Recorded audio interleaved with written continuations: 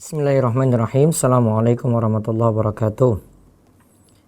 Innal hamdalillah nahmaduhu wa nasta'inuhu wa nastaghfiruh wa na'udzu billahi min syururi anfusina wa sayyiati a'malina. May yahdihillahu fala mudhillalah wa may yudlil fala hadiyalah.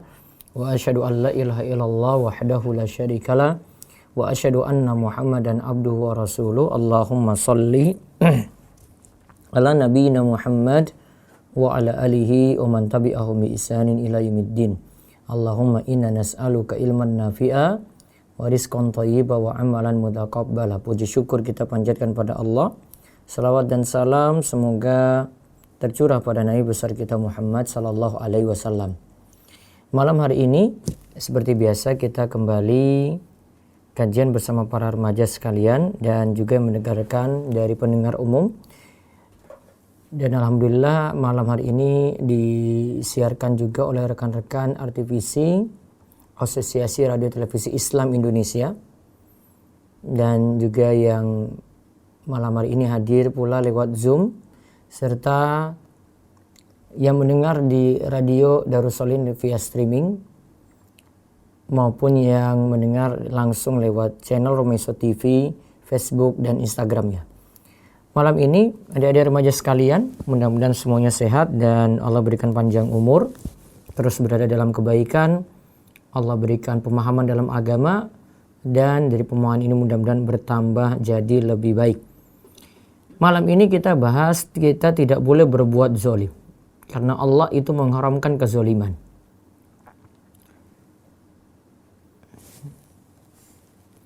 Ya, karena Allah Subhanahu wa taala itu mengharamkan kezaliman. Hadisnya dari Abu Dzar radhiyallahu anhu dari Nabi sallallahu alaihi wasallam fi ma rawa 'anillahi azza wa jalla. Fi ma rawa 'anillahi azza wa jalla. Sebagaimana diriwayatkan dari Allah, yaitu maksudnya hadis qudsi. Hadis ini adalah berasal dari hadis qudsi di mana Allah berfirman, Ya ibadi inni haramtu zulma ala nafsi wa ja'altuhu bainakum muharraman fala tazalamu. Ya ibadi kullukum dhalun illa man hadaitu fastahduni ahdikum. Ya ibadi kullukum jai'un illa man at'amtuhu fastat'imuni ut'imkum. Ya ibadi kullukum 'arin illa man kasautu fastaksuni aksukum. Ya ibadi innakum tukhti'una bil-laili wan-nahar wa ana aghfiru dzunuba jami'a fastaghfiruni aghfir lakum. Ya ibadi an innakum lan tablughu durri fatadurruni wa lan tablughu naf'i fatanfa'uni. Ya ibadi law anna awwalakum wa akhirakum wa insakum wa jinnakum kanu ala atqa qalbi rajulin wahidin minkum man ma zada dzalika fi mulki syai'ah. Ya ibadi law anna awwalakum wa akhirakum wa insakum wa jinnakum kanu ala afjara qalbi rajulin wahidin minkum ma naqasa dzalika min mulki syai'ah. Ya ibadi law annakum wa akhirakum wa insakum wa jinnakum qamu fi sa'idin wahidin fasa'uluni fa'ataitu kulla wahidin mas'alatahu ma naqasa dzalika mimma indi ila kama yanqusul mikhyatu idza udkhilal bahr. Ya ibadi Ya ibadi innama hi a'malukum usiha lakum summa uwafikum iyaha. Faman wajada khairan falyamhadillah wa man wajada ghaira dzalika falyalumanna ila nafsa. Rawahu Muslim. Di sini kita lihat dari hadis tadi yang saya bacakan, kita lihat terjemahannya. Dari Abu Dzar Al-Ghifari radhiyallahu anhu dari Nabi sallallahu alaihi wasallam tentang hadis yang diriwayatkan dari Allah. Allah berfirman, ingat ya, ini hadis qudsi. Hadis qudsi di antara pengertiannya ya, atau sebagian ulama mengartikan, walaupun nanti sebenarnya ada beda pendapat di antara ulama untuk mendefinisikan hal ini. Namun yang biasa umum kita dengar hadis qudsi adalah hadis yang lafaznya dari Nabi namun maknanya itu dari Allah. Beda dengan Al-Quran. Al-Quran itu lafaz dan maknanya itu dari Allah. Ingat ya, Al-Quran itu lafaz dan maknanya itu dari Allah. Allah berfirman, hai hamba-hambaku, sesungguhnya aku telah mengharamkan kezoliman atas diriku. Artinya Allah tidak mungkin berbuat zalim dan menjadikannya haram di antara kalian. Maka janganlah kalian saling menzolimi. Hai hamba-hambaku, setiap kalian adalah orang yang sesat. Kecuali siapa saja yang aku beri petunjuk, maka mintalah petunjuk kepadaku, niscaya aku akan beri petunjuk kepada kalian. Hai hamba-hambaku, setiap kalian adalah dalam keadaan lapar.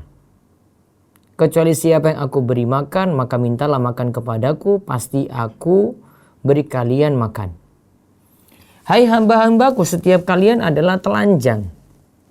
Kecuali siapa yang aku beri pakaian, maka mintalah kepadaku pakaian, pasti aku akan beri kalian itu pakaian. Hai hamba-hambaku, sesungguhnya kalian melakukan dosa di malam dan siang hari. Sementara aku mengampuni dosa-dosa semuanya.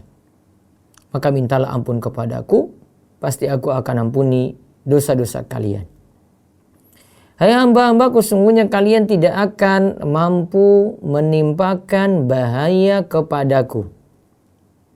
Dan tidak akan mampu memberi manfaat kepadaku. Hai hamba-hambaku, seandainya yang paling awal dan terakhir dari kalangan jin dan manusia semuanya semua itu berada pada hati yang paling bertakwa. Semuanya itu bertakwa. Semuanya berada pada hati yang paling bertakwa salah seorang dari kalian, tentu tidak akan menambah kerajaanku sedikit pun. Jadi ketakwaan kita tidak menambah kerajaan Allah. Hai hamba-hambaku, seandainya yang paling awal dan terakhir dari kalian, baik jin dan manusia, semuanya berada pada hati yang paling durhaka. Hati yang paling durhaka salah seorang dari kalian, tentu tidak akan mengurangi kerajaanku sedikit pun. Hai hamba-hambaku, seandainya yang paling awal dan terakhir dari kalian, baik jin dan manusia, semuanya berada di atas satu bukit, lalu semuanya meminta sekaligus satu waktu kepadaku, lalu aku akan beri semua permintaannya. Maka hal itu tidak akan mengurangi sedikit pun apa yang ada di sisiku, kecuali sekadar seperti berkurangnya samudra jika jarum dimasukkan ke dalamnya. Nih, jarum ya, adik-adik lihat ya, masukin ke dalam lautan, ditarik lagi, terangkat berapa? Dianggap seperti tidak ada yang terangkat. Hai hamba-hambaku, sungguhnya itu adalah amal-amal kalian yang aku tulis untuk kalian, kemudian aku sempurnakan itu untuk kalian. Maka siapa yang mendapatkan kebaikan dari amalannya tadi, hendaklah ia memuji Allah, dan siapa yang mendapati selain itu, janganlah ia mencela kecuali dirinya sendiri. Nah, hadis yang panjang ini kita ringkaskan faedahnya. Saya tidak bahas panjang lebar, ya. Kita ringkaskan faedahnya.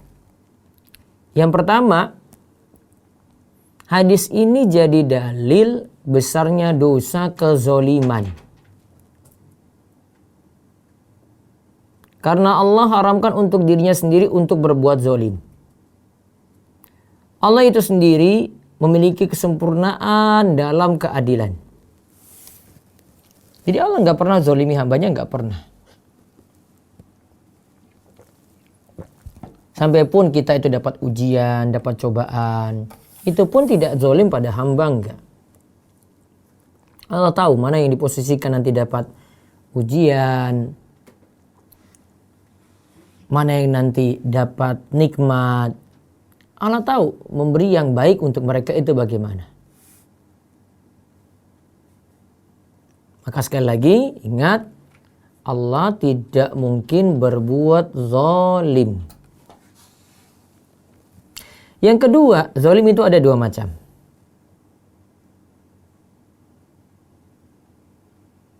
Yang pertama, zalim terhadap diri sendiri dengan berbuat syirik dan berbagai maksiat. Jadi dia buat syirik, berbagai maksiat, kan ini salah diri sendiri. Ada yang bentuknya itu berbuat syirik, ada yang bentuknya itu berbuat maksiat. Yang kedua adalah zalim pada orang lain. Ya, yang kedua itu zalim pada orang lain. Nah, kalau zolim pada diri sendiri, itu tadi bentuknya berbuat dosa. Dosa ini tingkatannya macam-macam lagi nih. Ada syirik di atas. Kalau urutan dari Ibnul Qayyim itu syirik dulu. Ini dosa besar yang paling besar. Turun ke bawah, berbuat bid'ah. Kemudian turun lagi, ada dosa besar. Turun lagi, ada dosa kecil. Ya. Itu urutan-urutannya. Sedangkan zolim pada orang lain bisa jadi tingkah laku yang jelek, kata-kata kasar, menyakiti orang, ghibah, membicarakan orang, ngerumpi, istilah anak-anak muda itu, ngerumpi, ya. Atau menghina orang, rasis, body shaming.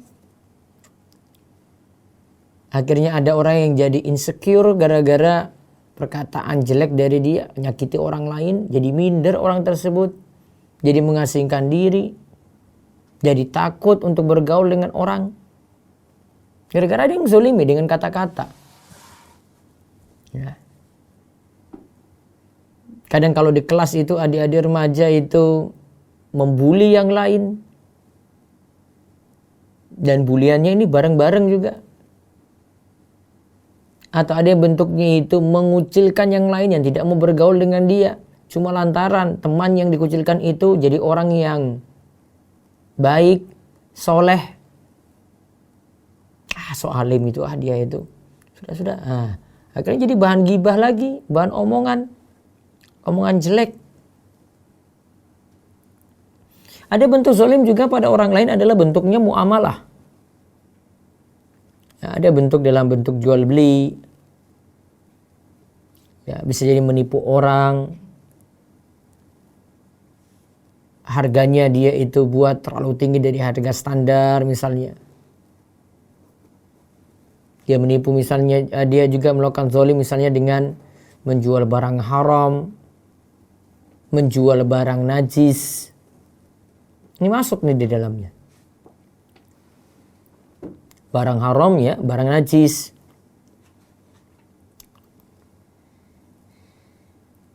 Atau kezolimannya adalah ini pengaruh pada pasar. Gara-gara dia menimbun barang. Dia beli saat barang-barang tadi itu orang butuhkan. Ya. Dia beli itu saat orang-orang itu butuhkan. Kemudian dia jual setelah itu dengan harga lebih tinggi lagi. Dengan terpaksa orang lain itu beli. Nah, ini zolim. Zolim pada halayak ramai ini.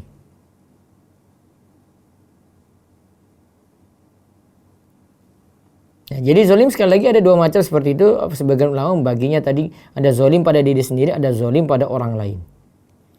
Kemudian yang ketiga, faedahnya adalah semua hamba sangat butuh akan hidayah. Karena kita terus mengulang kalimat. Tadi ya, kita tuh semuanya sesat kecuali siapa yang Allah beri petunjuk. Kita berarti butuh pada hidayah.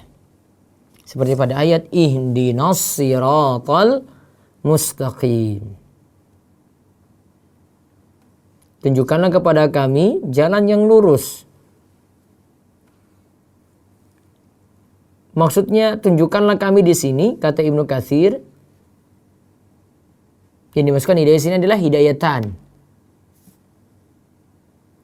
Hidayah itu ada dua macam. Yang dimaksudkan hidayah dalam ayat ini adalah hidayah yang dua macam, yaitu hidayah taufik dan irsyad.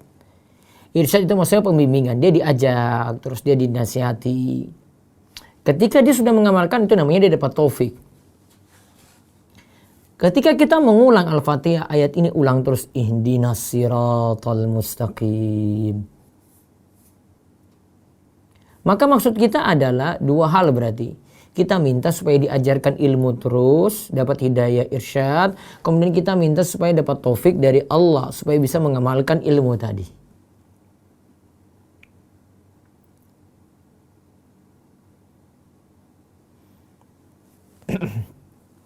Kemudian yang keempat, kesimpulan keempat lagi, hidayah yang paling besar adalah hidayah untuk thalabul ilmi. Hidayah yang paling besar adalah hidayah untuk thalabul ilmi. Karena kita itu mudah meraih kebaikan itu dengan belajar agama. Kalau tidak belajar agama ya sulit kita dapat kebaikan. Sebagaimana sabda Nabi SAW, "May yuridillahu bi khairan yufaqihu fiddin." Siapa yang menginginkan mendapatkan kebaikan, maka Allah akan pahamkan dia dalam hal agama.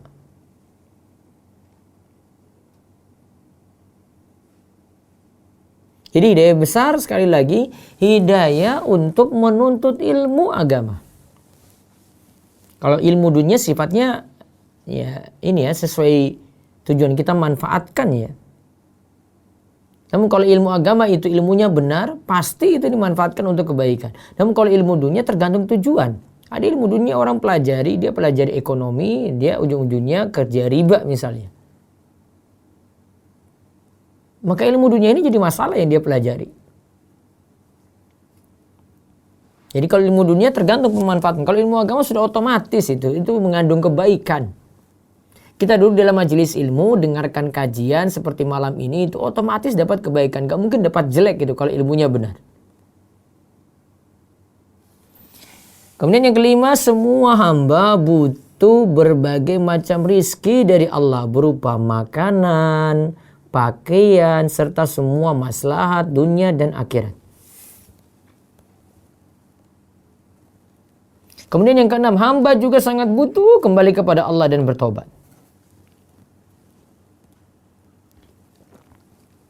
Hamba itu sangat butuh kembali kepada Allah dan bertobat. Jadi kita semua itu butuh pada Allah. Ingin kembali. Gak mungkin kita itu ingin maksiat terus tuh enggak.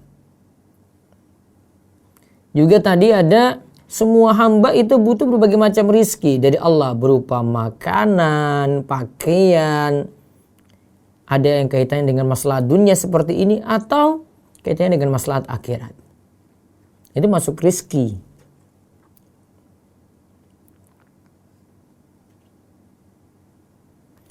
Kemudian tadi kan disebutkan minta ampun. Kita semua berbuat dosa. Minta ampunlah pada Allah. Minta ampun di sini kata para ulama ada dua bentuk. Yang meminta ampun di sini sekali lagi ada dua bentuk. Pertama, dengan lafaz meminta ampunan. Allahumma gfirli atau Rabbik firli. Atau yang paling afdol, Sayyidul Istighfar seperti kita baca pagi petang ya. Mudah-mudahan ada di remaja ini sudah pada hafal nih. Ya zikir pagi petang. Allahumma anta rabbi la ilaha illa anta khalaqtani wa ana abduka wa ana ala adika wa wa'dika mastata'tu. A'udzubika min syarri ma sana'tu. Abu'u laka bi ni'matika alayya wa abu'u bi dzambi faghfirli fa innahu la yaghfiru dzunuba illa anta. Kalimat terakhir ini dalam Sayyidul Istighfar, fa innahu la yaghfiru dzunuba illa anta. Nah, ini lagi minta ampunan kepada Allah. Dan ini bacaan istighfar yang paling utama. Penghulunya semua istighfar bacaan ini. Jadi yang pertama tadi bentuk minta ampun pada Allah dengan lafaz meminta ampunan. Bentuk yang kedua adalah dengan melakukan amalan pelebur dosa. Nah, ya, dengan melakukan amalan pelebur dosa.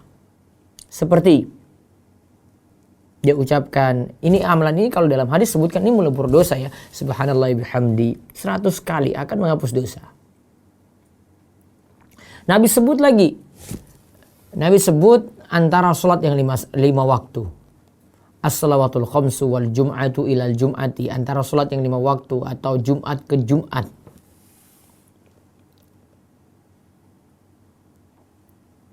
Kemudian yang kedelapan, Allah itu ghani, maha kaya.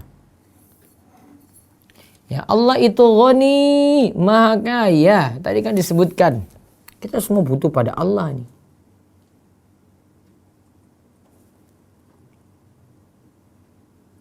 Tadi kan kebutuhan kita itu pada Allah. Ya. Kita itu ketika dikumpulkan, kemudian berdoa, semuanya serempak pada Allah. Bahasanya beda-beda, namun diucapkan satu waktu. Allah bisa kabulkan itu. Kita semua butuh pada Allah seperti itu. Allah itu Ghani, maha kaya, tidak butuh pada makhluknya. Dan ginanya, yaitu maha cukupnya Allah itu begitu luas. Ketaatan makhluk tidak membuat kekuasaan Allah bertambah. Seperti disebutkan dalam hadis tadi. Kita mau jadi orang bertakwa sekalipun tidak menambah kekuasaan Allah. Kita mau jadi orang alim maksiat sekalipun sampai berbuat syirik juga tidak mengurangi kekuasaan Allah. Kekuasaan Allah tidak berkurang. Takwa untuk kita, kalau kita berbuat maksiat, kita juga nanti akan kena itu tanggung jawab. Akan kena hukuman pada hari kiamat. Jadi adik-adik remaja ingat ini. Kita mau sholat, mau nggak sholat, itu bukan untung untuk Allah, bukan. Adik-adik nggak sholat, ya rugi sendiri. Melawan pada orang tua, itu bukan rugi pada Allah, bukan. Itu rugi pada kita sendiri. Tunggu nanti ada hukumannya. Kita mau buat maksiat, ya mau sembunyi-sembunyi pun terang-terangan, kita akan nanggung sendiri itu. Allah nggak rugi sama sekali. Kita yang rugi. Justru gara-gara kita berbuat maksiat, kita akan dapat hukuman nanti di akhirat. Kemudian faedah yang lainnya lagi ke-9, Allah itu melihat amalan hamba. Lantas Allah hitung itu amalan kita.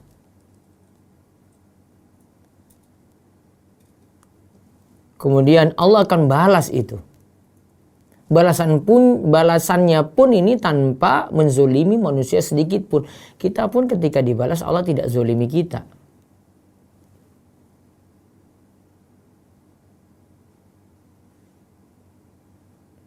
Terus yang ke-10, hadis ini menunjukkan kita hendaklah memperbanyak muhasabah diri. Muhasabah itu ya memperbaiki diri, koreksi diri, dan menyesali dosa yang kita lakukan karena kesalahan kita sendiri. Karena tadi ya, kalau kita dapat jelek atau kita berbuat salah, fala yalumanna illa nafsa, kata Nabi SAW tadi dalam hadis qudsi ini. Maka jangan salahkan kecuali diri sendiri. Namun kalau dapat kebaikan, faman wajada khairan falyahmadillah. Jika mendapati kebaikan, kita bisa ibadah, kita bisa sholat, kita bisa ngaji, ini kebaikan yang kita peroleh, maka pujilah Allah. Karena itu bukan kita yang berbuat juga, tetap taufik dari Allah. Dan ada kaidah dari hadis ini, al-jaza min jinsil amal. Balasan itu sesuai dengan amal perbuatan. Ya, balasan itu sesuai apa? Amal perbuatan. Wallahu a'lam bishawab. Itu 10 faedah dari hadis tadi. Mudah-mudahan jadi ilmu yang bermanfaat. Demikian yang kita bahas. Silakan setelah ini kami buka tanya jawab sekitar setengah jam dari adik-adik. Baik, nanti kami urutkan dari YouTube dulu, baru setelah itu dari telepon, kemudian dari Zoom. Silakan yang menelpon nanti siap-siap di 0812 281 85131. Ada yang mau telepon langsung interaktif, silakan di 0812 281 85131. Izin bertanya Ustadz, apakah yang harus saya lakukan ketika hendak puasa Syawal tapi ada tamu yang hendak ke rumah, ingin mengajak makan-makan di rumah? Kalau ada tamu dan ini waktu juga masih lama, ya waktu juga masih lama, ini sudah masuk 11 Syawal, 12 Syawal ini ya. Ya, maka timbang-timbang untuk puasa kalau ada tamu seperti itu. Karena ya kalau kita milih untuk makan, tamunya juga nggak enak. Dan saya sebutkan sini ada perkataan Ini dari Nabi SAW, beliau katakan, ada seorang Ansar membuat makanan dan mengundang Rasulullah SAW dan beberapa orang bersama beliau. Maka semuanya makan. Namun ada satu orang yang tidak makan karena dia puasa. Rasulullah SAW itu mengatakan padanya, takallafa laka akhuka sonna'a ta'aman fa'aftir wasum yauman makanahu. Engkau sudah menyusahkan saudaramu karena ia sudah membuat makanan untukmu gitu. Maka batalkanlah puasamu, ganti saja puasamu di hari yang lain. Jadi puasa Syawal ini termasuk puasa sunnah, kita masih bisa batalkan, bisa diganti di hari yang lain. Walaupun dalam hadis ini tuan rumah yang buat makanan, kemudian kita yang datang ini lagi puasa, padahal kita diundang makan. Perlakuannya sama ketika ya, kita itu lagi puasa, kita jadi tuan rumah, tamu datang ngajak makan. Sebabnya sama di sini ya. Nabi SAW katakan, engkau menyusahkan saudaramu. Maka tuan rumah kalau dia itu tetap puasa, dia menyusahkan saudaranya. Kan saudaranya nanti makan kan gak enak. Aduh, ini saya mau lanjut gak ini ya? Mau makan nih, maaf ya Pak. Ya, dia katakan pada tuan rumah nih, tamu yang katakan pada tuan rumah.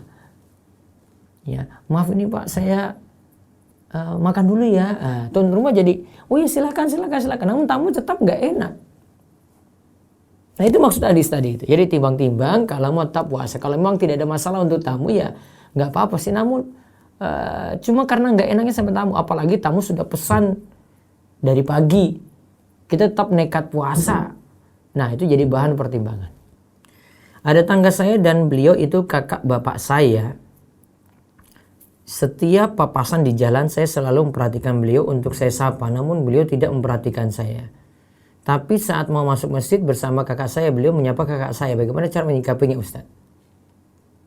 Tetap sapa, urusan dia nggak mau balas. Ya, tetap sapa, urusan dia nggak mau balas. Mungkin ada sesuatu mungkin yang ada jadi problem gitu. Namun Nabi SAW katakan, ya, yang terbaik di antara kalian adalah siapa di antara kalian kan yang memulai mengucapkan salam. Termasuk juga kalau punya masalah gitu. Kita tahu dia salah nih. Namun dia juga nggak mau ngalah. Maka kita yang ngalah. Nah di sini mungkin sambil cari tahu salah kita itu apa, kok dia nggak mau ucapkan salam gitu ya.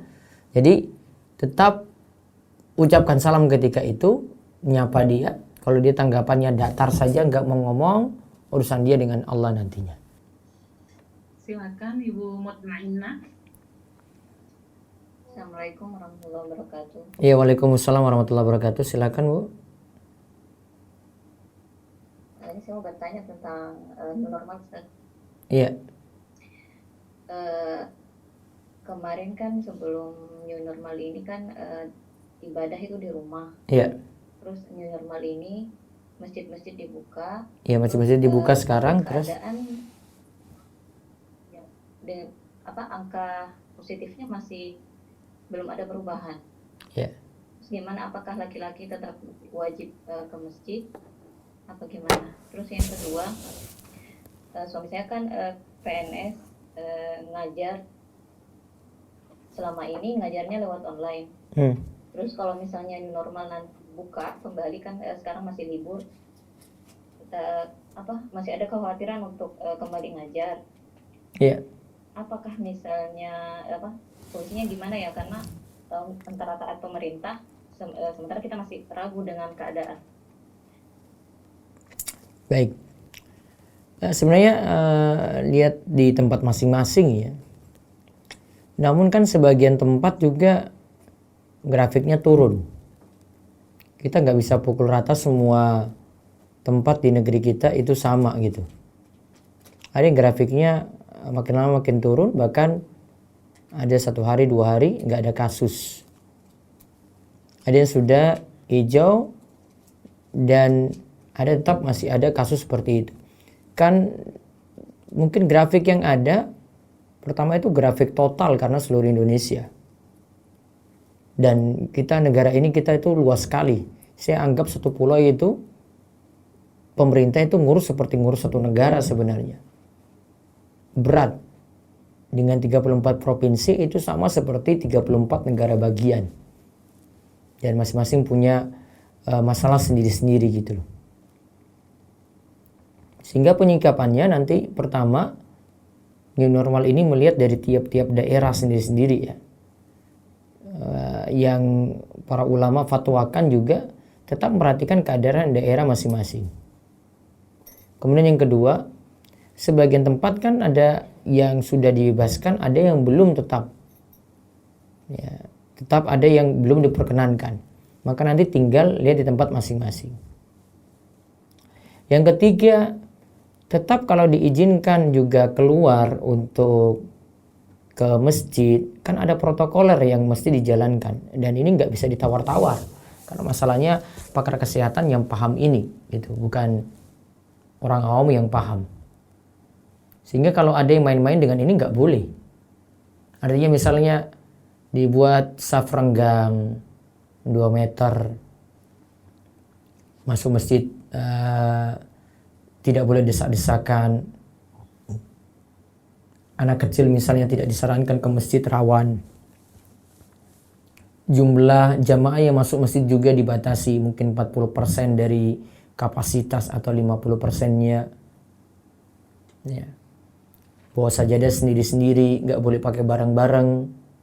Ini protokoler yang harus dijalankan. Jika dilanggar dan itu terjadi sesuatu nantinya, ini salah fatal dan itu kesalahan diri sendiri di situ. Dan ini nggak boleh.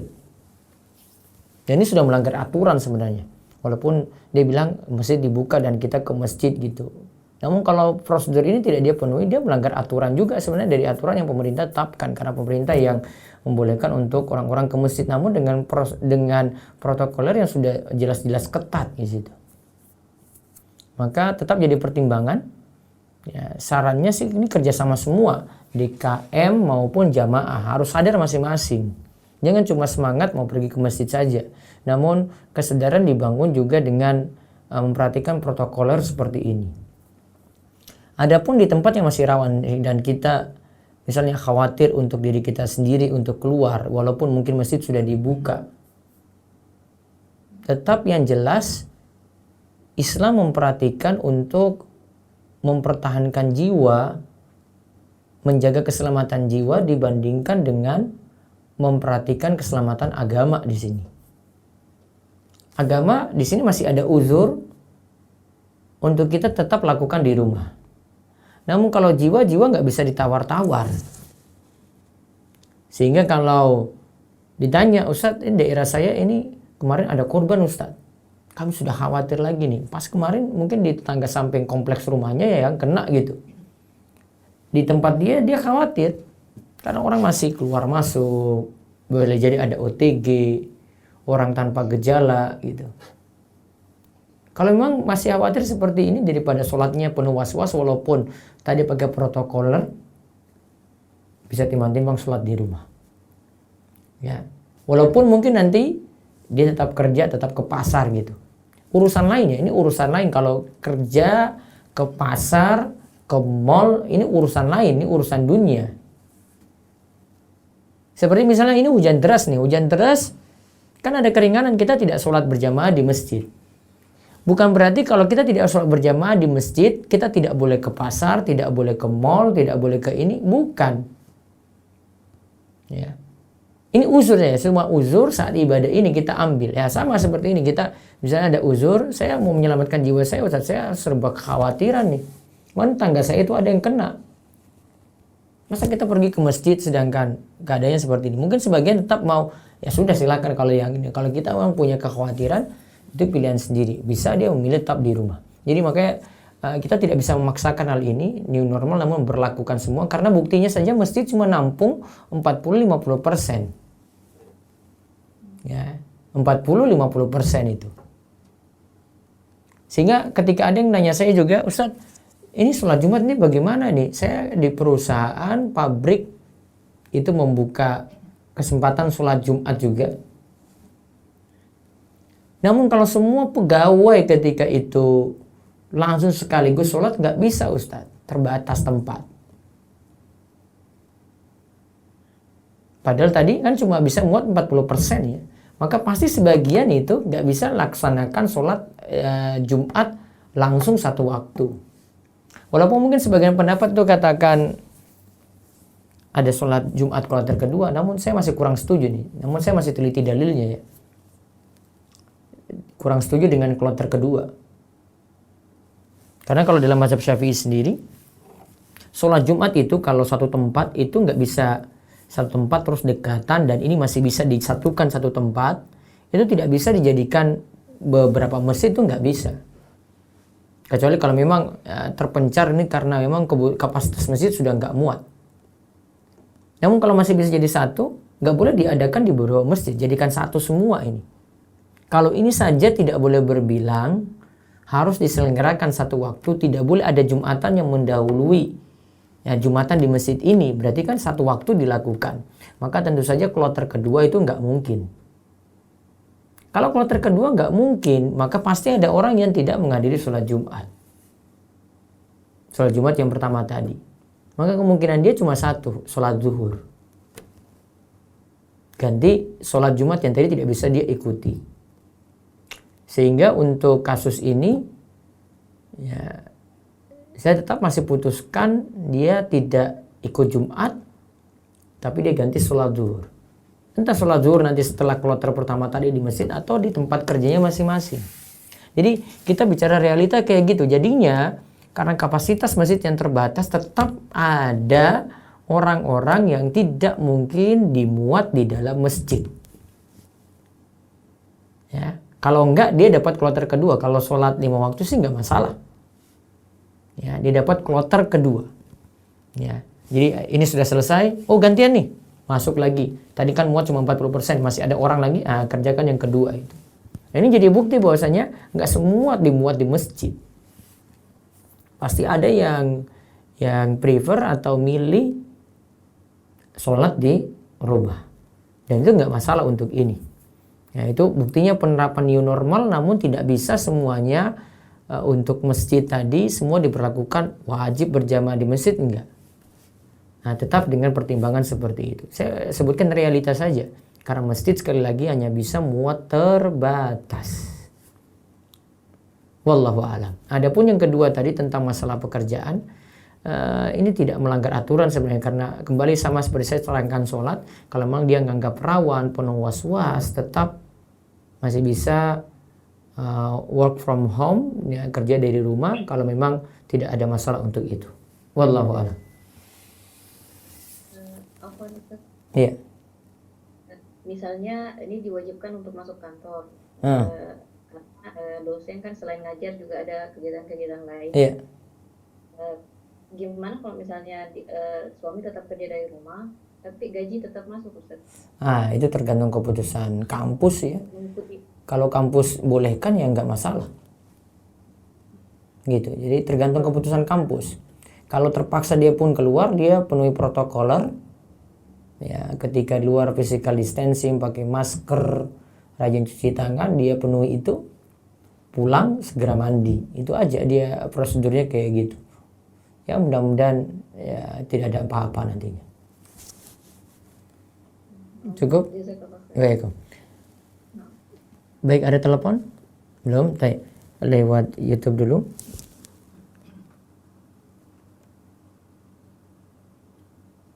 Ya. Bagaimana batasan menggunakan air wudhu agar tidak berlebihan menggunakan air? Karena banyak yang menegur karena terlampau lama berwudu, tapi di sisi lain diri merasa biasa saja, tidak merasa berlebihan. Mungkin kita gerakannya terlalu lambat gitu ya, sehingga orang nilai lama.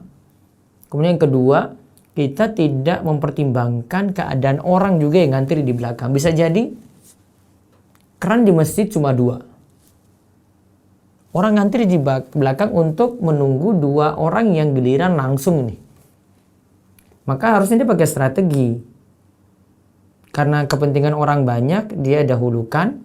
Maka yang individu ini kepentingan dia untuk wudhu. Kan wudhu itu sahnya cuma satu kali basuh. Ini terpenuhi sah itu. Bagian tangan ini misalnya lengan ini sudah terusap 1 kali, sah. Tapi kalau belum ya dia tambah 1 kali basuhan lagi. Ini sampai ya semuanya kena basuhan gitu. Jadi intinya ya kalau saran saya lihat orang di belakang kalau berwudu. Kalau banyak yang ngantri, ya percepat itu dengan tak memperhatikan rukun terpenuhi dan basuhannya dia tidak buat banyak-banyak. Kalau memang terbatas ya sudah dia 2 kali basuhan. Dan ini pernah dilakukan oleh Nabi SAW. Nabi tidak mesti 3. 3 itu bukan harus, yang harus itu 1. Jadi kalau misalnya tidak bisa memenuhi 3 ya sudah. Dia bisa 2 kali basuhan atau 1 kali basuhan. Satu lagi lewat YouTube. Ustadz, saya mau tanya, dulu saya sempat berpacaran dan sempat tunangan, tapi qadarullah akhirnya putus.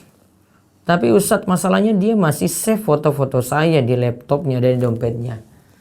Ya kalau sudah putus bilang aja ke dia, kalau hubungan kita sudah tidak ada lagi, saya mohon dengan sangat foto-foto saya bisa dihapus. Bilang seperti itu. Ada telepon? Baik, bro. Sekarang lewat Zoom, silakan. Baik Ustadz, silakan Umur Rofifah.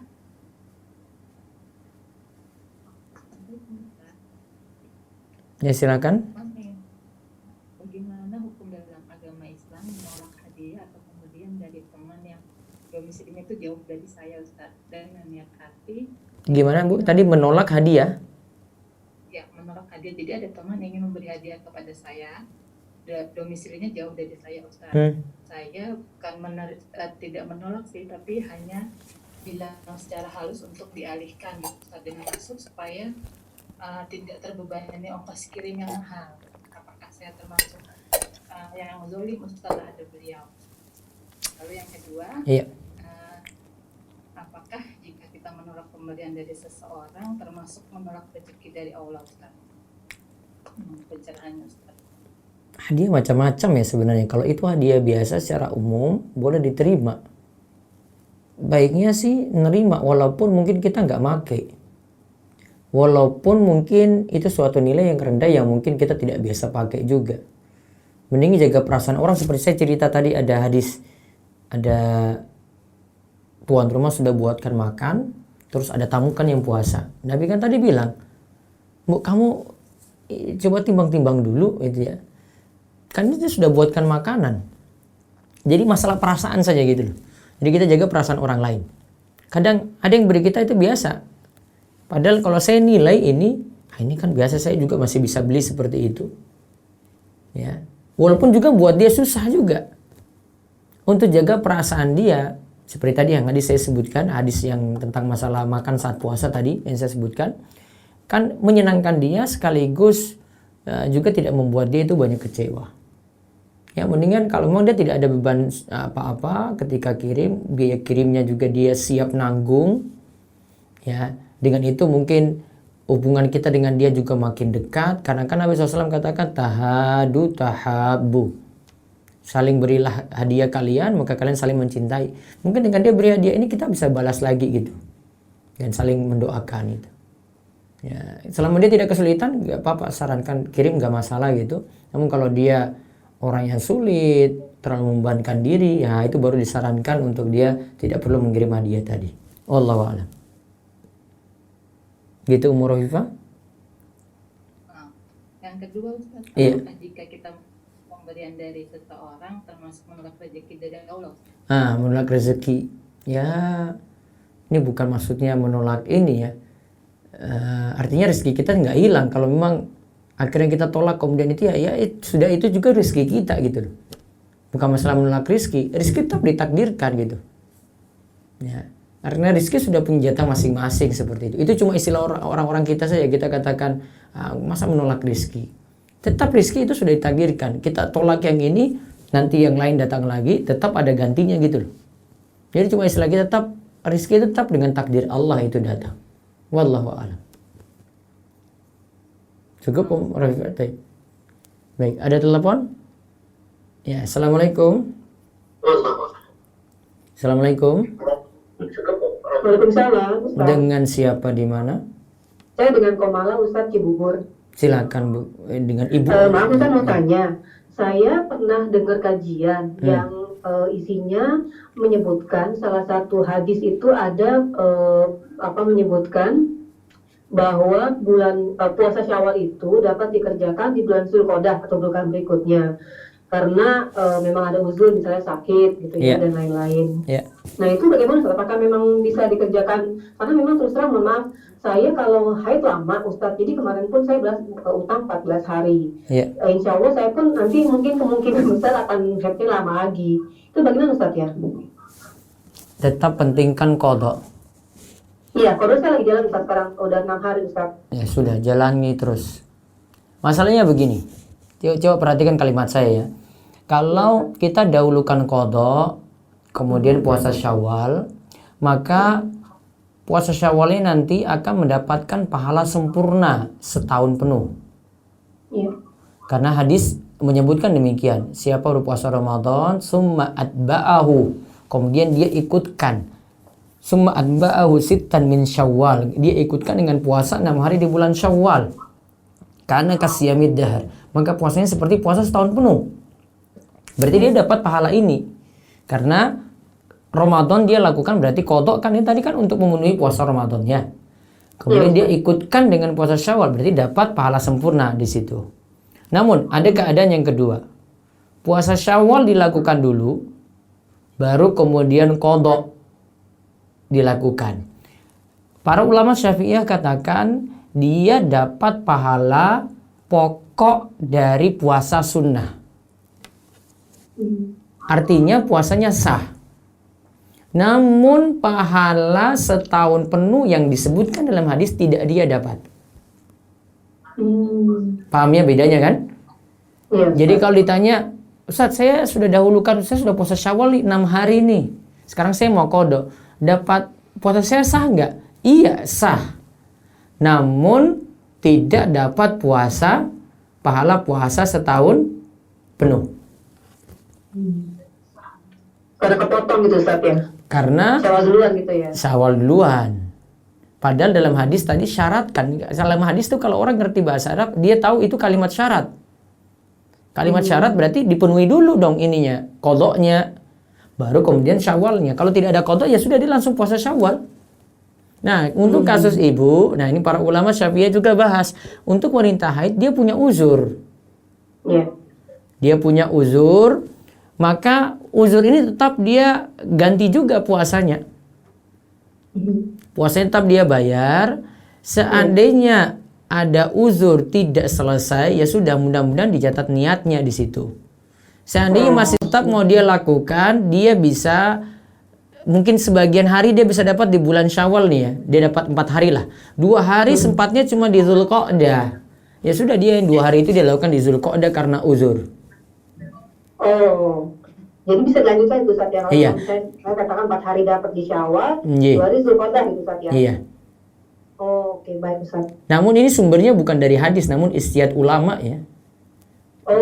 Istihad ulama. Jadi karena dianggap orang yang punya uzur, jadi bisa dilakukan di luar waktu tetap. Namun para ulama tetap katakan tetap puasa di bulan Syawal pahalanya lebih besar daripada yang Zulqa'dah tadi. Itu pahalanya tetap lebih besar di bulan Syawal karena tekstual hadisnya kan bulan Syawal. Gitu. Cukup Bu? Baik Ustaz, terima kasih banyak Ustaz. Iya, Allah barik fi. Bisa kalau syukur Ustaz. Iya. Insya Allah dibilang berhijrah, namun anak selalu dihantui masalah. Ustadz, bagaimana caranya anak istiqomah ya? A'zamul karoma luzumul istiqomah. Ingat kalimat ini dulu. Saya ingin motivasi supaya orang yang berhijrah ini bisa istiqomah nih. Kata Ibnu Taimiyah dinukil dari muridnya Ibnu Qayyim. Ibnu Taimiyah katakan karomah wali yang paling besar itu adalah dia bisa jaga keistiqomahan terus. Ya. Agar bisa istiqomah, nah ini yang dijaga. Itu karena faktor minta tolong pada Allah, doa.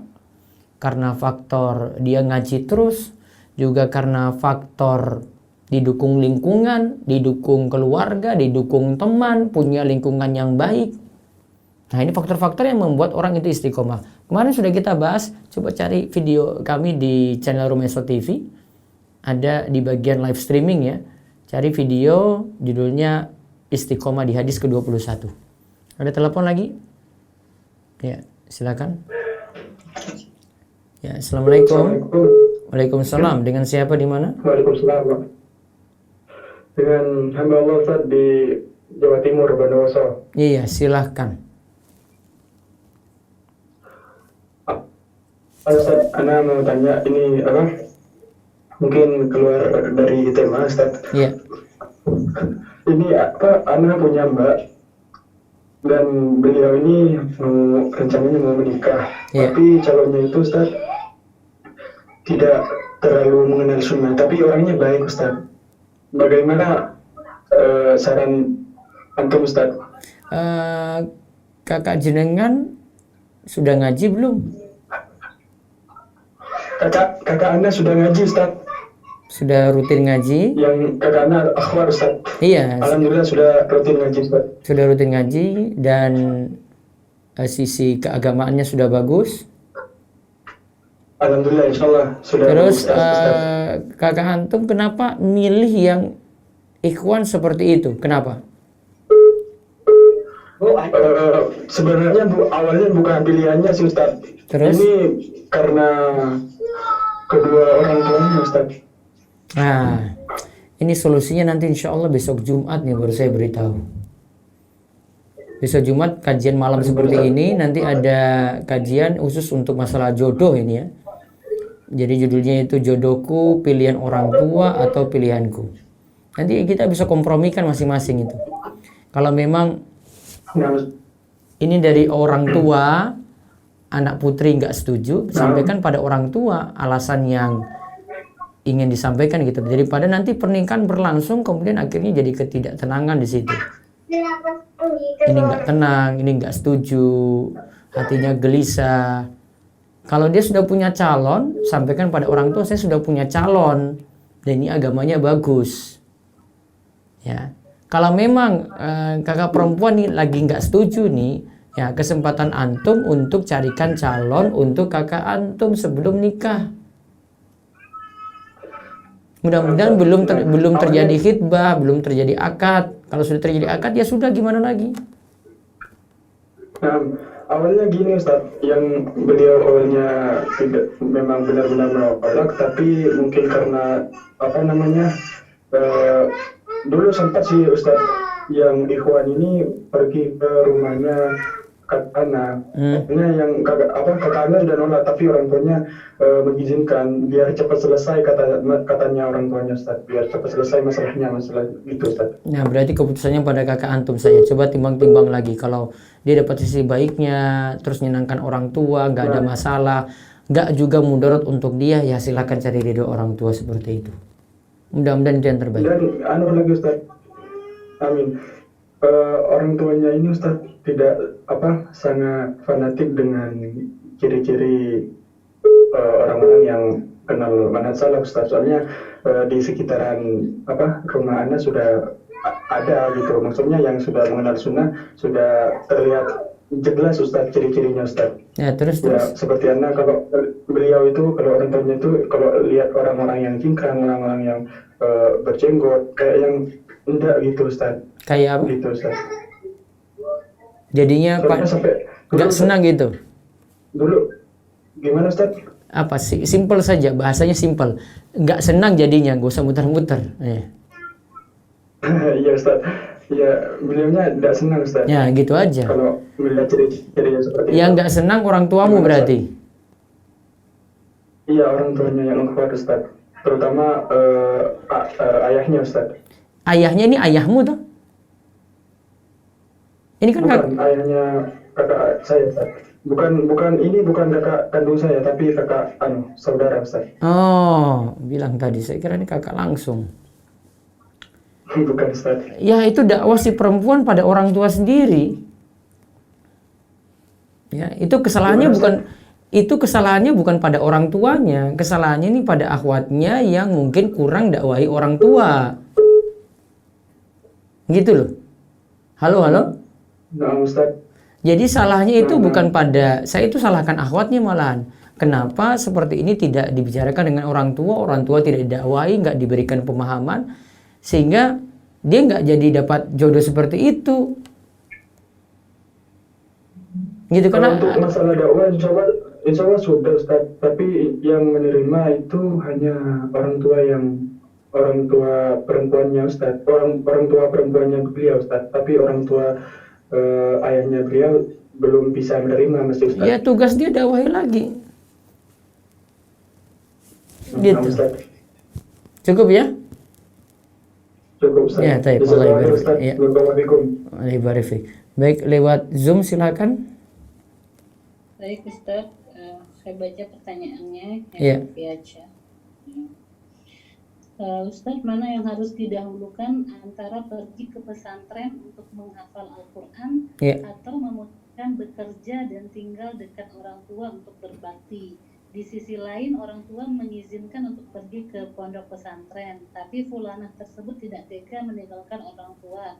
Tapi di sisi lain, imannya juga sudah sangat membutuhkan lingkungan yang lebih mengokohkan keimanannya. Mungkin kalau bisa dikompromikan. Jadi dia tidak mesti di pesantren, tapi dekat dengan orang tua, dia masih bisa ngaji rutin. Kan untuk baiknya agama seorang nggak mesti lewat pesantren. Jadi tetap di dekat orang tua, dia cari tempat ngaji juga. Nanti ada kesempatan dia selain berbakti pada orang tua, ngaji juga. Keadaan orang beda-beda ya, nggak bisa dipaksakan semua masuk pesantren gitu, nggak. Ada yang dia mesti dekat dengan orang tua, dia ngaji sore, nanti sampai mau dekat maghrib pulang, misalnya ini akhwat ya. Dan itu mungkin dilakukan. Jadi tinggal timbang keadaan sendiri-sendiri, mana yang manfaat untuk diri sendiri gitu. Baik, satu lagi Bu. Satu lagi. Bismillah, izin bertanya Ustadz, bagaimana kita meyakinkan orang tua dan kakak perempuan kita kalau kita sudah siap untuk menikah? Karena orang tua masih mengikuti adat Jawa yang katanya tidak boleh melangkahi kakak perempuan. Tidak boleh melangkahi kakaknya ya, Ji. Ya. Tapi kakak anak ini masih ingin senang-senang dulu, belum mau menikah. Bagaimana solusi? Ngajak kakakmu ngaji, terus kamu carikan jodoh. Nanti jawabannya insya Allah besok Jumat nanti bisa ikut siarannya lagi, mudah-mudahan dari Khobar Islamik nanti bisa siarin juga. Hari Jumat Ba'da Isya, jamnya sama seperti ini, tapi itu khusus untuk kajian seputar jodoh. Nanti itu agenda Biro Jodoh seperti minggu lalu saya buat. Temanya sekali lagi jodohku, pilihan orang tua atau pilihan sendiri. Itu nanti akan terpecahkan banyak, karena saya langsung konsultasikan dengan tim kami yang biasanya ngurus Biro Jodoh langsung. Mereka punya pengalaman untuk ini, sehingga ada masukan nanti untuk menyelesaikan masalah seperti itu. Namun ya saran saya seperti tadi. Ya, ada telepon? Ya, sebentar saya terima telepon dulu. Assalamualaikum. Assalamualaikum. Waalaikumsalam. Dengan siapa? Dengan Abu Raska. Abu siapa? Abu Raska. Wardah. Abu Raska dari Bekasi. Iya, silakan. Iya. Ya silakan Pak. Halo. Ya silakan, saya sudah dengar. Sudah dengar, Ustaz? Iya, saya sudah dengar suara antum ngomong lewat telepon langsung. Saya dengar ini. Ya, boleh Ustaz. Oh iya, Ustaz, Ana mau tanya. Dulu Ana sempat kerja sama abang ipar Ana, main lama juga. Udah bilangnya jadi orang kepercayaan dia lah gitu. Iya. So, Ana dulu sempat dijanjiin untuk toko yang Ana kelola itu buat Ana sendiri gitu, ntar jadinya gitu. Buat hitung-hitungannya bagi hasil bagaimana gitu. Tahu-tahunya selang berapa lama, udah sekitar 6 tahunan gitu, udah berusaha gitu Ustaz. Dia langsung keluarin aja gitu, nggak ada iniannya lah gitu, ada kepastian gitu. Ini ada duit segini buat antum katanya gitu. Gitu aja sih Ustaz. Usahanya apa ini? Kenapa Ustaz? Usahanya apa? Usahanya di bidang ini Ustaz, sembako sama bumi Ustaz. Terus antum yang jalani? Iya. Terus? Barang dia sama abang iparana itu. Iya, terus bagi hasil? Awalnya mah Ana cuma dikasih duit jajan aja sih gitu tiap bulan apa tiap hari awalnya gitu. Terus? Tadinya Ana mau dijanjiin ini antum yang kawan ntar bagi hasil apa gimana gitu. Terus? Setelah 6 tahunan gitu lah, anak waktu itu udah mau merit, udah mau nikah. Pas mau nikah udah, anak dilepasin gitu aja jadinya. Dikasih duit segini, anak ternyata nggak terima lah, cuman berusaha untuk ikhlasin gitu. Itu termasuk ya zalim atau gimana ya pribadinya Ustaz? Dia biarin antum berarti keuntungan untuk antum semua atau bagaimana? Keuntungan awal buat dia semua, Ustaz. Antum nggak dapat apa-apa? Ya antum lah, anaknya ini aja. Kalau dibilang mah nggak apa namanya ya, nggak sesuai dengan perhitungan lah gitu jadinya. Ya tuntut sama dia lah. Anak mau udah terpaksa mau ini aja lah, daripada ributin sama saudara, dan anak coba ikhlasin gitu. Cuma setelah itu di 2013 dia pulang umroh. Iya, jadi inti ringkas saja, ringkas. Halo, ringkas saja jadi. Jadi kesimpulannya kan saudara tidak dibagi bagi hasil yang mengenakan gitu ya, gitu. Ya kan? Ya nuntut sama dia, itu hak antum, harus dituntut. Oh gitu saja. Jangan karena saudara antum merasa nggak enak terus sehingga sampai sekarang antum mengeluh terus gitu jadinya. Kalau nggak setuju ya sudah, lepas saja kalau gitu.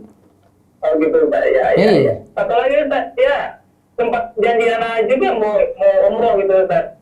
Itu gimana Ustaz? Seperti itu dibilangin, diingatin apa gimana itu Ustaz? Ya diingatin saja. Ingatin aja Ustaz. Ya? Oh iya Ustaz. Itu aja Ustaz ya. Assalamualaikum. Baik, lanjut lagi lewat Zoom, silakan.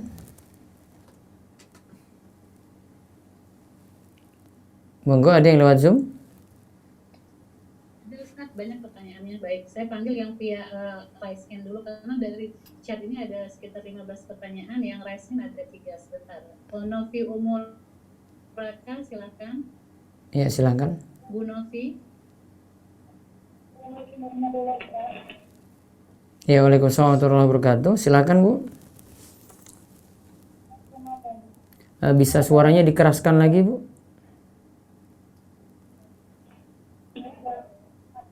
Halo, suaranya kok masih kurang jelas? Iya, coba Ibu suaranya dekat mungkin ke mic. Halo? Masih belum jelas Bu.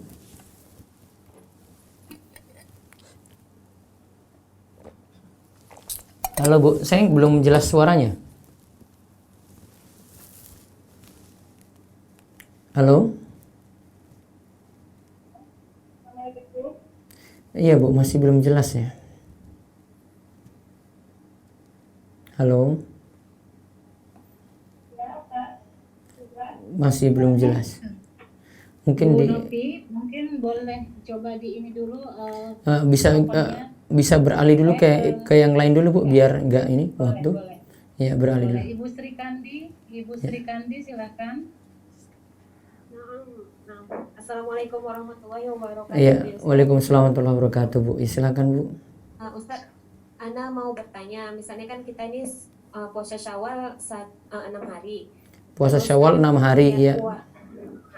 Untuk puasa sunnah kan niatnya bisa digabung tuh Ustaz. Iya, misalnya Syawal, Senin, Kamis bisa. Apakah bisa dimasukkan dengan niat puasa Daud Ustaz? Ibu lakukan puasa Syawal dengan model Daud boleh. Jadi puasa Syawalnya 6 ya. Saya puasa Senin, Rebu, Jumat, Ahad, Selasa gitu sampai 6. Boleh. Namun niatannya puasa Syawal dulu gitu. Baru setelah puasa Syawal ini selesai Ibu lakukan puasa Daud. Ya, cukup? Ya. Ada lagi? Silakan. Jazakallah khairan. Waalaikum.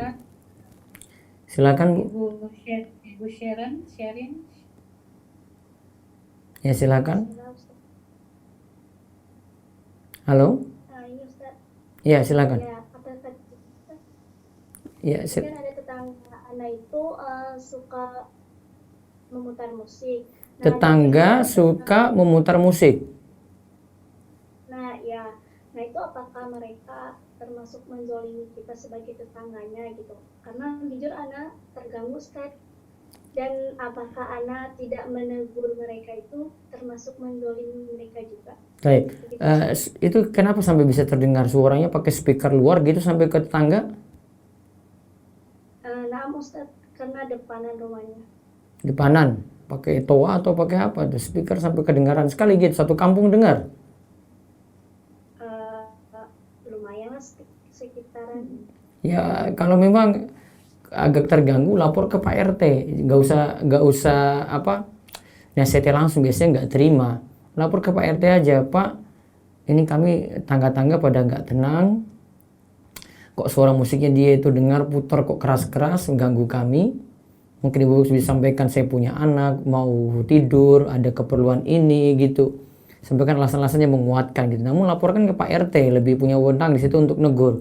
Kalau tetangga sendiri negur nanti dia marah-marah gitu.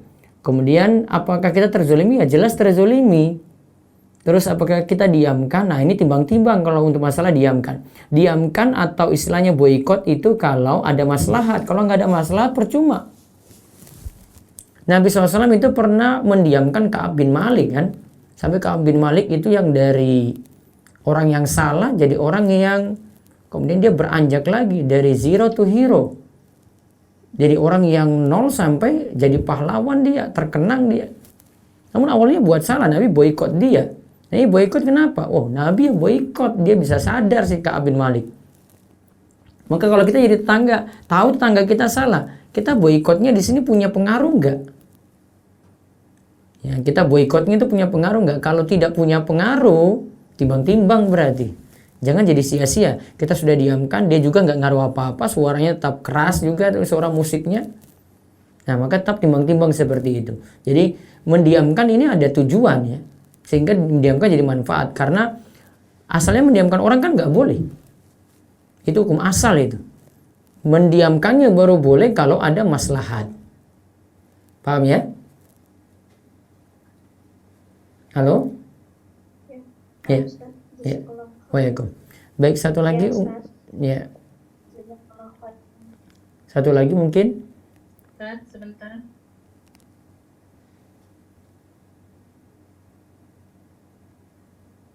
Baik, Bapak Fakru Rozi.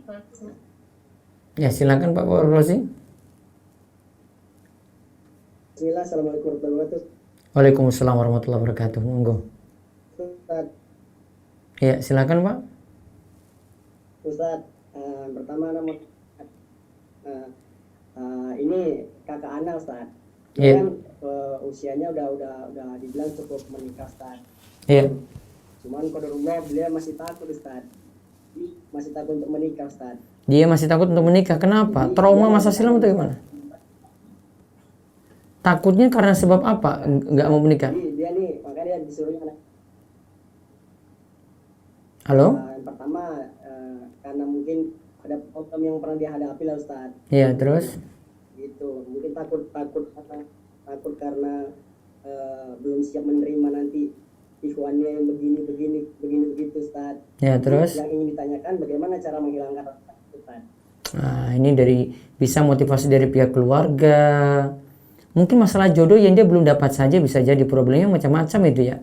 Kalau mau sih ya carikan dia jodoh. Kalau ini kan perempuan mungkin ya, carikan dia laki-laki yang baik untuk dia, yang pas, yang bagus agamanya untuk bimbing dia. Terus keluarga tambah kasih motivasi.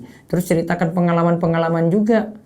Mungkin orang yang dulu gagal kemudian berhasil dapatkan jodoh dan sekarang bahagia punya anak. Nah, ceritakan ke dia sehingga dia ada motivasi. Sebenarnya kurang motivasi saja dia.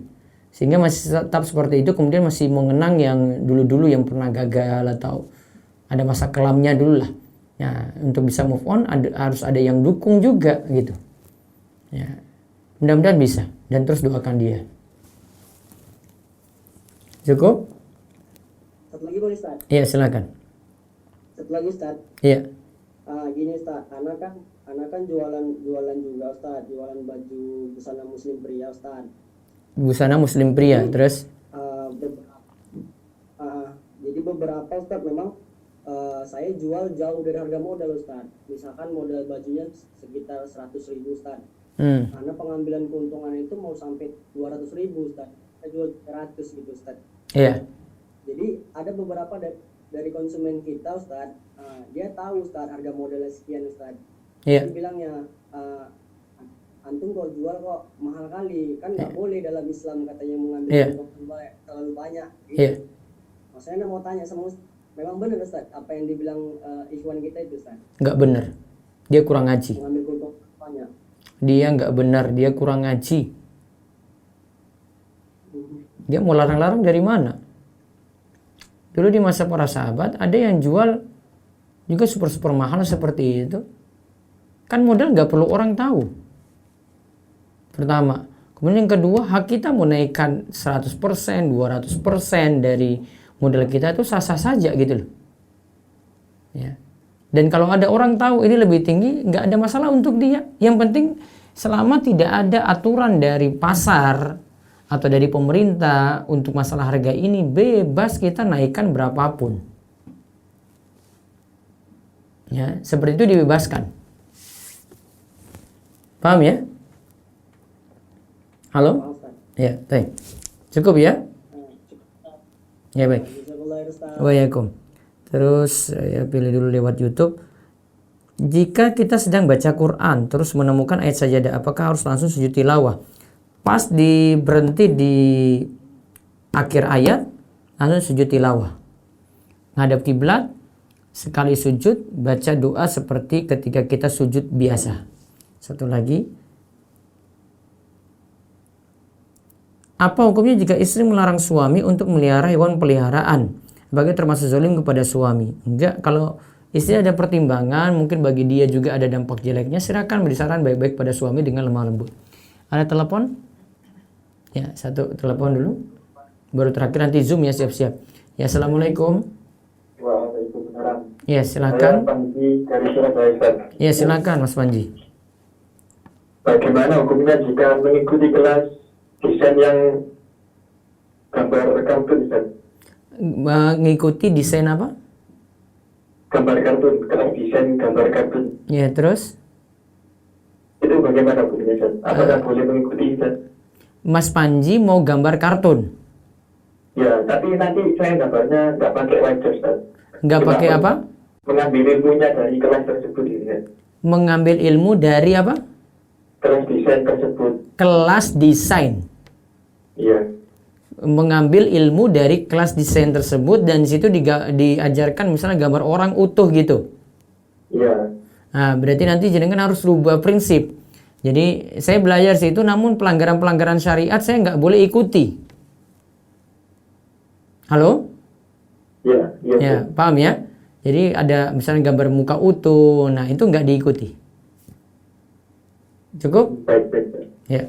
Baik, satu lagi. Ya, silakan singkat. Ketika wudhu itu, ketika tangan membasuh wajah, ketika tangan membasuh wajah, kemudian terpisah itu menjadikan air mustakmal, Ustaz. Apakah betul, Ustaz? Apa tadi? Yang di tangan itu.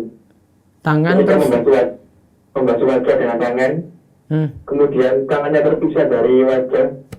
Apakah membuat air itu mustakmal yang ada di tangan? Ambil air baru nggak ketika basuh tangan sampai siku? Iya, air baru. Ya enggak mustakmal kan bekas. Pahami air mustakmal dulu. Mustakmal itu apa? Air bekas wudhu, Ustaz. Iya kan, muka sendiri, habis itu kan tangan sendiri lagi kan? Tapi saya pernah dengar sih, Ustaz, waktu anggota basuhan terpisah dari yang membasuh itu, Ustaz, katanya bisa membuat air itu mustakmal, Ustaz. Gimana maksudnya? Saya nggak paham. Saya belum paham. Kan muka kita basuh sendiri, selesai muka ambil air lagi kan, untuk tangan basuh sendiri lagi. Mana mustakmalnya? Ketika tangan belum terpisah dari wajah, Ustaz, ketika terpisah itu apakah saya belum paham. menjadikan mustakmal, Ustaz? Wallahu alam, saya belum paham. Saya juga nggak masuk pertanyaan itu, saya nggak paham. Iya, mungkin lain kali. Iya, lain kali cari penjelasan yang lebih jelas. Baik, terakhir lewat Zoom silakan. baik Ustaz. Saya baca yang via chat dulu ya, yang Rexham mohon ditunggu dulu biar ganti-gantian. Bismillah, afwan Ustadz, bagaimana cara kita untuk teguh dan sabar pada teman kita yang berhutang sudah hampir 2 tahun. Terkadang berat untuk menagih karena beliau juga sudah ngaji. Apakah beliau termaksud zalim? Dan apa yang harus Ana lakukan? Karena jujur Ana juga takut ini adalah ujian dalam menjalin ukhuwah Ustadz bersama penuntut ilmu. Atau Ana yang kurang udzur, Ana tetap sempatkan menagih Ustadz. Itu antum dalam keadaan terzolimi, dia lagi zolimi antum, tugas antum itu sabar. Ya, tugasnya itu sabar terus. Dan kalau ujung-ujungnya mau cari solusi, ya nagih. Kalau enggak, utang itu diputihkan dan menjadikan dia masuk dalam blacklist, daftar hitam. Besok-besok nggak usah dipinjamin lagi. Namun di sini jadi berat ketika mau putihkan kalau utangnya terlalu besar. Maka itu memang jadi risiko orang yang meminjamkan kayak gitu memang. Dia itu kalau sudah meminjamkan sudah otomatis ya, ini bukan lagi perkiraannya, rata-rata itu otomatis dia keluarkan uang itu sekaligus dia bersedekah lah sama dia. Itu rata-rata seperti itu keadaan, apalagi zaman ini sulit cari orang yang amanah. Awal dia datang kepada kita nangis-nangis, sedih, harap-harap besar, ada harapan mudah-mudahan kita pinjamkan. Ya dia mau nangis-nangis. Mungkin dia kalau mau disuruh sujud, dia sujud juga. Tetapi ketika kita mau tagih, gak pernah dia itu untuk pedulikan kita. Kita gantian nangis sekarang. Maka selalu saya sarankan banyak-banyak sabar. Kalau enggak ya tagih terus. Kalau di samping tagih ini enggak bisa-bisa ya sabar terus. Kalau enggak, sudah enggak mempan lagi, sudah diputihkan saja. Dan enggak usah berurusan dengan dia kalau untuk masalah utang lagi. Baik, satu terakhir telepon Bu, silakan. Yang dari Zoom silakan.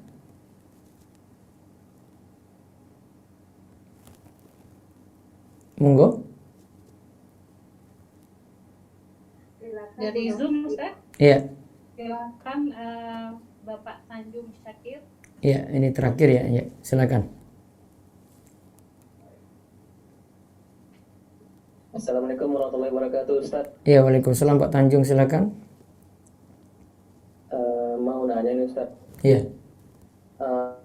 Mengenai saya kan masuk di dalam koperasi Ustaz. Terus? Mohon maaf nih agak sedikit di luar tema Ustaz. Iya, singkat terus Pak. Nah, lalu ada seperti apa ya Ustaz ya, kalau tahun baru itu hari raya Ustaz dapat ini parsel gitu Ustaz dari koperasi. Itu gimana Ustaz? Parsel untuk nasabah, untuk yang simpan uang situ atau anggota ya. Untuk anggota dapat parsel. Iya Ustaz. Iya. Dan punya simpanan di situ. Ada Ustaz, 20.000 satu bulan Ustaz, dipotong dari. Iya, pokoknya ada simpanan di situ ya. Ada Ustaz, ada. Nah, boleh pinjam juga. Itu masuk dalam kullu qardin jarum manfaatan fawariba. Setiap utang piutang yang ada manfaat maka itu riba. Maka itu kita taruh uang di situ, kita meminjamkan. Kemudian kita dapat keuntungan dari situ berupa parcel tadi. Maka parcel tersebut tidak boleh dimanfaatin. Lalu parselnya di mana kan Ustaz? Serahkan kepada orang lain yang membutuhkan atau pada fakir miskin. Kalau ke saudara Ustaz yang miskin? Ya, saudara yang miskin nggak masalah, bisa dikasih ke mereka. Cukup? Terima kasih Ustaz. Iya, baik. Terakhir saya lewat YouTube. Ustaz, saya masih bingung tentang sebentar. Apakah jika kita sulit untuk terlepas dari penyakit-penyakit hati itu berarti kita tidak sungguh-sungguh dalam berjihad melawannya, atau memang Allah belum takdirkan kita lepas dari dosa tersebut? Mungkin kesalahan kita ya, bukan selamanya kita pasrah ini jadi takdir. Ya, nggak boleh dalam masalah kekurangan atau maksud kita bersandar pada takdir ya. Jadi itu kesalahan kita yang kurang untuk mencegahnya, perkuat iman, dan gali ilmu terus supaya penyakit-penyakit hati ini jadi hilang. Baik, demikian yang kita bahas untuk malam ini. Insyaallah besok pagi kita akan lanjut lagi dengan pembahasan panduan dari harta haram muamalat kontemporer Ustadz Irwandi Tirmizi. Pembahasannya besok adalah insyaallah tentang BPJS, dan besok malam itu kelanjutan dari hadis tentang sedekah, hadis 25 tentang sedekah.